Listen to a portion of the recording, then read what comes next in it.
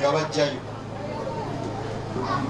twali tetumanyi Bwakabaka ekyo kibabuuliridde wano ffe twali tetubimanyi ebyo era nga tobyogerayo naye ate kati gye bisinga era tulwanye nnyo okulaba nti Obwakabaka ewaffe bubeera waggulu tuleme okweryamu oli abeere muganda wo oba munaakole ng'oli muganda aba muganda wo.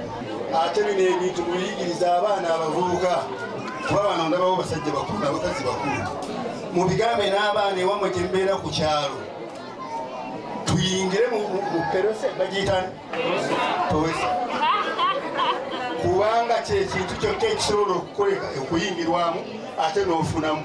Amazima kapito yali mutono nga buddagala bambuuza siba nalyo naye nga mbagamba ngenda difuna naye okusinziira kati wentuuse bizinesi yange ekuze ate kati ngenda kwongereramu ddala. Tugenda kukulaakulana nga tusinziira ku ssente zino kuba zirimu omukisa buli omwazi waddeyo ayagala.